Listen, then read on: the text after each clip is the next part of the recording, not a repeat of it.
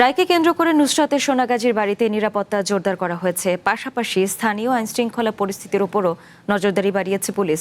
এ বিষয়ে বিস্তারিত জানাতে আমাদের সাথে যুক্ত হচ্ছেন সহকর্মী নাজির আহমেদ রতন।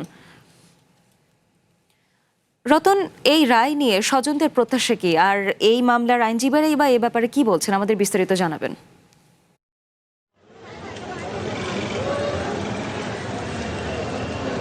আর মিতু, আপনি যেভাবে জানাচ্ছিলেন, আমরা কিছুক্ষণ আগে যে রিপোর্টটি শুনেছি সেটি বিশ্লেষণ করলে যেটা দেখা যায় যে উচ্চ আদালতের রায়ের অপেক্ষায় রয়েছে নুসরাতের স্বজনরা। বাংলাদেশে যে আলোচিত যে নুসরাত মাদ্রাসা শিক্ষার্থী নুসরাত হত্যাকাণ্ডের রায়ের দিকে তাকিয়ে রয়েছে সাধারণ মানুষও, কিন্তু এই রায়কে কেন্দ্র করে নুসরাতের বাড়িতে কঠোর নিরাপত্তা দেওয়া হয়েছে, অতিরিক্ত পুলিশ মোতায়েন করা হয়েছে।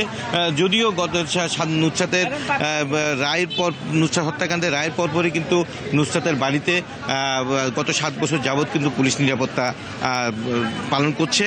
তবে আজকে রায়কে ঘিরে আরও অতিরিক্ত পুলিশ মোতায়েন করা হয়েছে।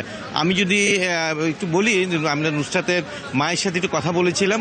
তিনি তাদের নুসরাতের স্বজনদের প্রত্যাশা তারা আদালতের কাছে ন্যায় বিচার পাবেন এবং তাদের নিম্ন আদালতের রায়টি বহাল থাকবে বলে তারা প্রত্যাশা করছেন। এবং তিনি তার 3 ছেলের নিরাপত্তা নিয়ে শঙ্কিত রয়েছেন এবং তিনি বলছেন যে আদালত সরকার তাদের নিরাপত্তা দেবেন এবং নিম্ন আদালতের রায় বর্বর রাখবেন বলে তাদের প্রত্যাশা। আমি এই মামলার একটু সংক্ষিপ্ত একটি বিবরণ দিতে চাই মিতু আপনার মাধ্যমে, যেটি হচ্ছে যে এই মামলার নুসরাতের 10 এপ্রিল 2019 সালে 10 মারা যায় এবং এর আগেই কিন্তু অর্থাৎ তাকে যখন কেরোসিন ঢেলে আগুন জ্বালিয়ে দেওয়া হয়। 8 এপ্রিল নুসরাতের বড় ভাই নগদ নিয়ে এলো হার না মানা হার অফার। সর্বনিম্ন 10,000 টাকা রেমিটেন্স নগদে পাঠালে থাকছে স্বর্ণের হার জেতার সুযোগ।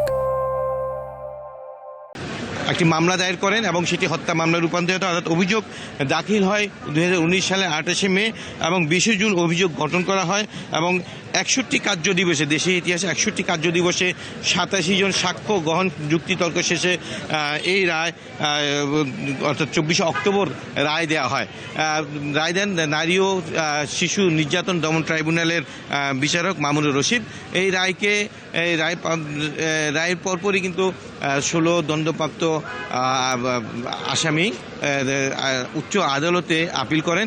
এই আপিলের রায় আজকে শুনানি হবে এবং আমরা নুসরাতের যে বাদীপক্ষে আইনজীবী শাহজাহান সাজুর সাথে কথা বলেছি, তিনিও আশা করেন যে এই মামলার রায় অর্থাৎ নিম্ন আদালতের রায় বহাল থাকবে এবং তারা উচ্চ আদালতে সঠিক অর্থাৎ বিচার প্রত্যাশা করেন এবং পাশাপাশি সাধারণ মানুষের কাছে তাদের স্বস্তি ফিরবে বলে এবং তারা আইনজীবী জানিয়েছেন। এবং আমি একটা জানিয়ে রাখি যে এই মামলায় 2 জন নারীও কিন্তু মৃত্যুদণ্ডপ্রাপ্ত রয়েছেন এবং যারা নুসরাতের সহপাঠী ছিলেন।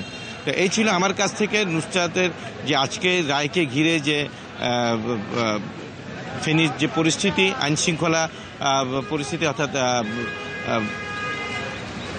অতিরিক্ত পুলিশ মোতায়েন করে তার সবশেষ তথ্য। ধন্যবাদ আপনাকে রতন। দর্শক, বহুল আলোচিত নুসরাত হত্যাকাণ্ডের মামলার রায় নিয়ে জানাচ্ছিলেন আমাদের সহকর্মী।